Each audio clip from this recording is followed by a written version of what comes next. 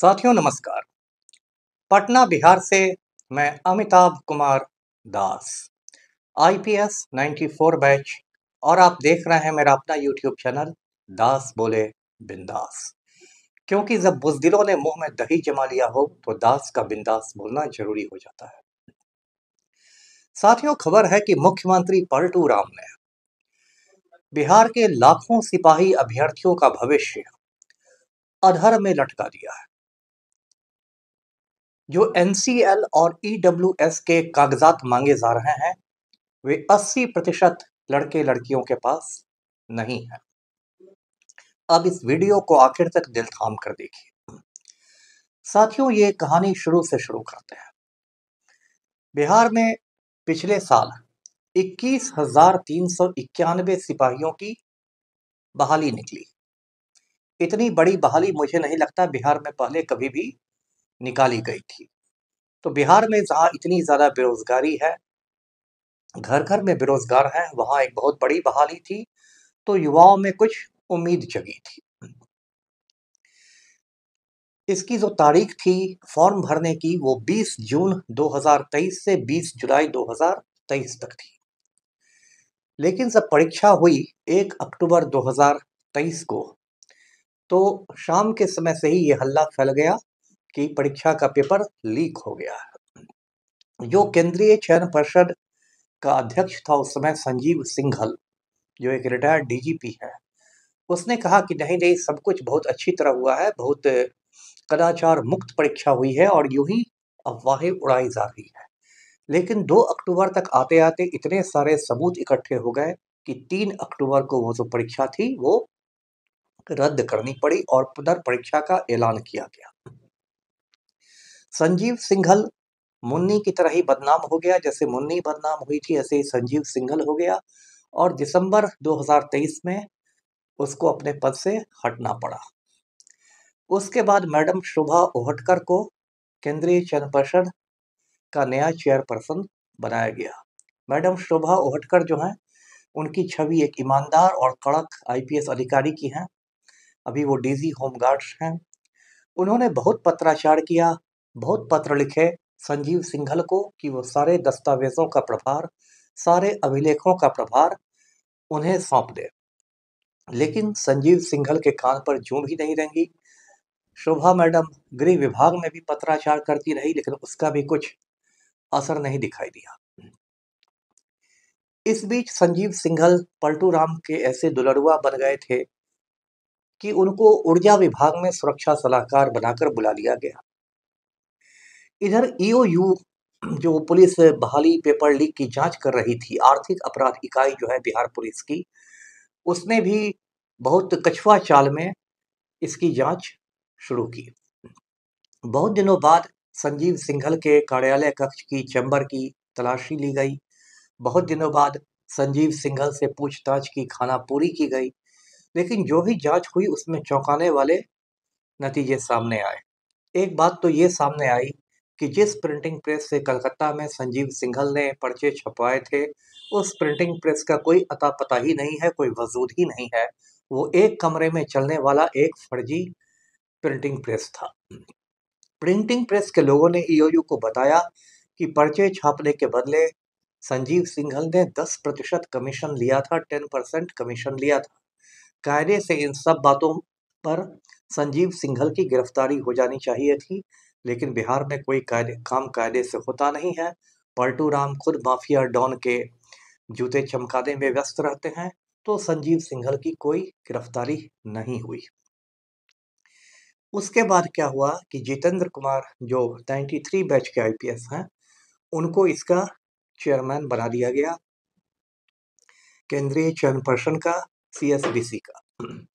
ये जो जितेंद्र कुमार सर हैं, इनके साथ मैं सीआईडी में काम कर चुका हूँ सन 1999 से 2000 तक, और मैं इनको एक ईमानदार अधिकारी मानता हूँ। बिहार में तो इक्के दुक्के लोग ईमानदार बच गए हैं, उसमें मैं जितेंद्र सर को रखता हूँ।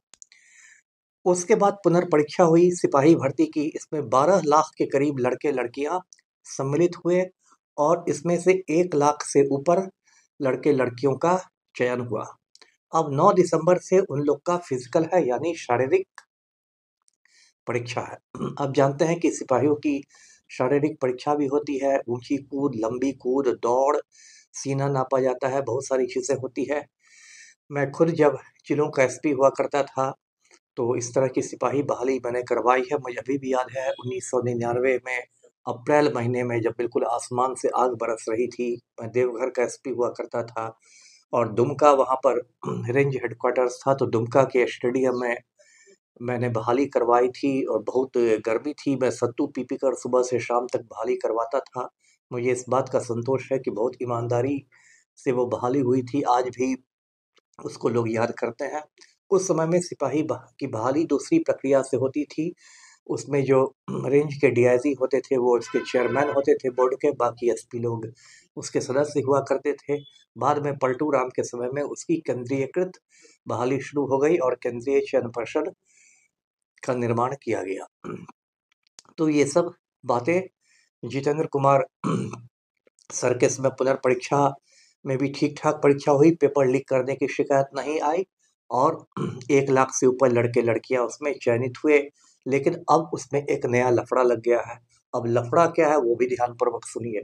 जो ओबीसी होते हैं उसमें एनसीएल वाला सर्टिफिकेट होता है, नॉन क्रीमी लेयर वाला सर्टिफिकेट होता है, मतलब मैं क्रीमी लेयर में नहीं हूँ। क्रीमी लेयर आप समझते हैं हिंदी में, जिसको आप कहिए मलाईदार परत, मतलब जिनकी स्थिति आर्थिक रूप से ज्यादा संपन्न रहती है वो आरक्षण के मतलब उनको लाभ नहीं मिल सकता है। तो एनसीएल का सर्टिफिकेट देना पड़ता है, ईडब्ल्यूएस का यानी इकोनॉमिकली वीकर सेक्शन होने का सर्टिफिकेट भी देना पड़ता है। तो ये सब जो कागज हैं, इन कागजों पर अब केंद्रीय चयन पर्षद ने कहना शुरू कर दिया है कि हमें तो जुलाई 2023 के पहले वाले कागज चाहिए। अब ये जो तुगलकी फरमान जारी किया गया है, इसकी वजह से क्या हो गया है कि 80% जो लड़के लड़कियां हैं, जो सिपाही अभ्यर्थी हैं, उनके पास इस तरह के कागज हैं ही नहीं। उन लोग की मांग क्या है? उन लोग की मांग है कि अगर हमारा लेटेस्ट कागज भी है, 24 का कागज भी है, तो आप उसको एक्सेप्ट कर लें। और उनकी मांग बिल्कुल जायज़ है। ऐसी ही कुछ परेशानियां दरोगा बहाली के समय भी हुई थी। उस समय भी ऐसे ही हंगामा हुआ था, बाद में सरकार ने बात मान ली थी। लेकिन कल से गर्दनी बाग में जो स्थितियां मैं देख रहा हूँ, वो बहुत दर्दनाक स्थितियां मैं यही कह सकता हूँ। अब देखिए इतनी ठंड पड़ने लगी है, दिसंबर का महीना है, रात भर गर्दनी बाग में हजारों लड़के लड़कियां डटे हुए हैं, भूखे प्यासे हैं, ठंड से हैं। उसमें कुछ कोचिंग संस्थान के लोग भी आए हैं उनका साथ देने के लिए। फिर इनको गाड़ी में बैठा के इसमें से कुछ लोगों को मुख्यमंत्री सचिवालय ले जाया गया, 4 KG ले जाया गया। वहाँ कोई संयुक्त सचिव साहब हैं, कोई जॉइंट सेक्रेटरी साहब है, उन्होंने इनका ज्ञापन लिया और उसके बाद कहा गया कि अब तो खत्म कर दीजिए धरना प्रदर्शन। लेकिन जब तक मांग नहीं मानी जाती है तब तक धरना प्रदर्शन कैसे खत्म होगा? इधर जो पलटू राम है उनकी सरकार ऐसी संवेदनहीन हो गई है कि उनको इस बात से कोई मतलब नहीं है कि बिहार में लड़के लड़कियों का भविष्य क्या हो। और पलटू राम जो विपक्ष के नेता हैं तेजस्वी यादव, वो भी अब तक, जब मैं ये वीडियो रिकॉर्ड कर रहा हूँ तब तक वो झांकने भी नहीं गए हैं। और भी जो बिहार के बड़े बड़े जांबाज लोग हैं, जैसे एक प्रशांत किशोर हैं, अब तो उनकी भी राजनीतिक पार्टी बन गई है जन स्वराज पार्टी, और बिहार को बदलने की बात करते हैं। एक बार प्रशांत किशोर को भी जाना चाहिए था वहाँ, उनको भी बच्चों को संबोधित करना चाहिए था, उनका हौसला बढ़ाना चाहिए था, लेकिन वो लोग भी नहीं प्रकट हुए हैं। तो जो बिहार के एकदम भाग्य विधाता बन के घूमते हैं, वो लोग सब अपनी अपनी गोटी लाल करने में व्यस्त हैं। पलटू राम जो हैं वो 15 तारीख से महिला संवाद यात्रा पर निकलने की तैयारी कर रहे हैं। और यहाँ इतनी महिलाएं जो कि सिपाही की अभ्यर्थी भी हैं, वो भूखे प्यासे ठंड में है। तो साथियों, इस वीडियो को बनाने का मेरा यही मकसद था। मैं सरकार से मांग करता हूँ कि जो एनसीएल है, ईडब्ल्यूएस है, वो अगर किसी का 24 का भी है, लेटेस्ट भी है, तो उसको मान लिया जाए।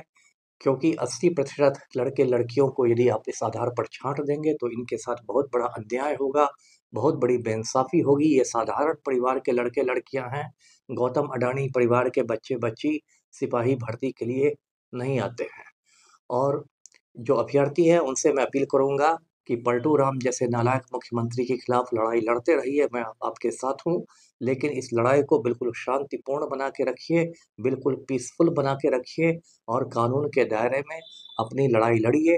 अंतिम स्थिति में अदालत का दरवाज़ा खटखटाने के लिए भी तैयार रहिए। वीडियो यहीं तक था। वीडियो को लाइक करें, शेयर करें, चैनल को सब्सक्राइब कीजिए। धन्यवाद। जय हिंद।